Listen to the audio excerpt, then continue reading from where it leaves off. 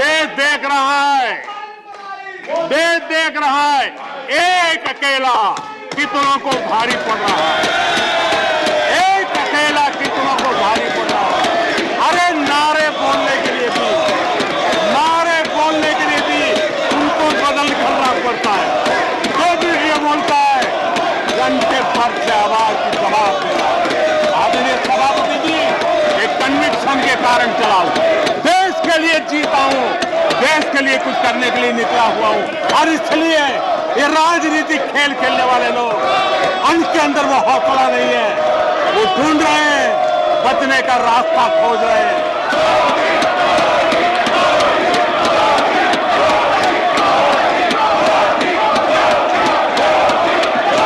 आदरणीय सभापति जी, मैं इस बात को जानना चाहता हूं, मैं एक गंभीर विषय की ओर अब ध्यान देना भी चाहता हूं।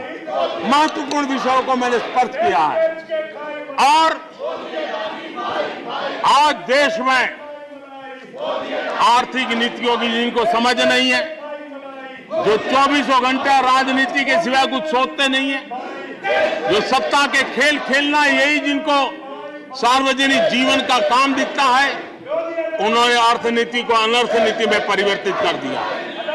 मैं उनको चेतावनी देना चाहता हूं और मैं इस सदन की गंभीरता के साथ उनसे कहना चाहता हूं कि अपने रिस्पेक्टिव स्टेट को जाके समझाएं कि ये गलत रास्ते पर न चले जाएं। हम हमारे पड़ोस के देशों का हाल देख रहे हैं कि वहां पर क्या हाल हुआ है, अनाप शनाप कर्ज लेकर के किस प्रकार के देशों को डुबो दिए गए। आज हमारे देश में भी तत्कालीन लाभ के लिए अगर भुगतान करेगा तो आने वाली पीढ़ी करेगी। हम तो कर्ज करो जीपीओ वाला खेल आने वाला देखेगा। ये कुछ राज्यों ने अपनाया है, वो उनका तो तबाह कर देंगे, देश को भी बर्बाद कर देंगे। अब देश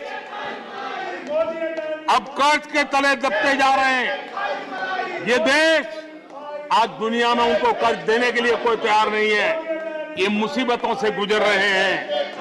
मैं राजनीतिक वैचारिक मतभेद हो सकते हैं, दलों के विषय में एक दूसरे के प्रति टीका टिप्पणी हो सकती है, लेकिन देश की आर्थिक सेहत के साथ खिलवाड़ मत कीजिए। आर्थिक सेहत के साथ खिलवाड़ मत कीजिए। आप ऐसा कोई पाप मत कीजिए जो आपके बच्चों के अधिकारों को छीन ले और आज अपना मौज कर लें और बच्चों के नसीब में बर्बादी छोड़ के चले जाए। ऐसा करके न जाए। आज आपको पॉलिटिकली सूट कर, मैंने तो देखा एक सरकार, एक मुख्यमंत्री ने बयान दिया कि भाई अब ठीक है, मैं तो निर्णय करता हूं, अभी मुसीबत मुझे कहां आएगी, 2030-32 के बाद आएगी, जो आएगा वो भुगतेगा। क्या कोई देश ऐसे चलता है क्या? लेकिन ये जो वृत्ति बन रही है वो बहुत चिंता का विषय है।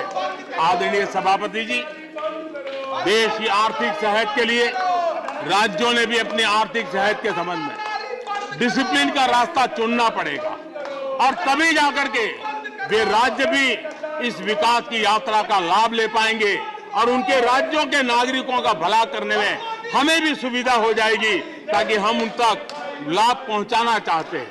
आदरणीय सभापति जी, 2047 में यह देश विकसित भारत बने, ये हम सबका संकल्प है। 140 करोड़ देशवासियों का संकल्प है। अब देश पीछे मुड़ करके देखने को तैयार नहीं है, देश लंबी छलांग मारने को तैयार है।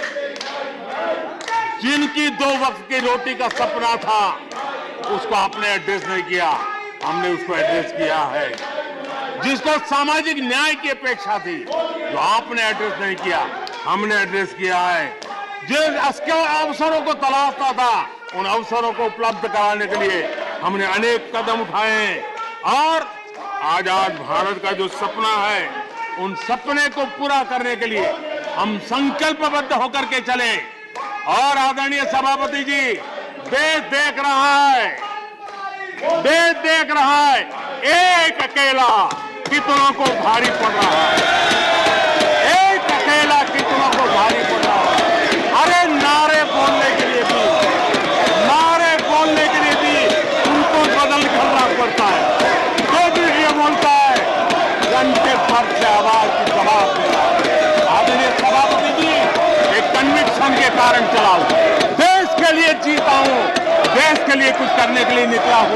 और इसलिए ये राजनीतिक खेल खेलने वाले लोग, उनके अंदर वो हौसला नहीं है, वो ढूंढ रहे हैं, बचने का रास्ता खोज रहे हैं।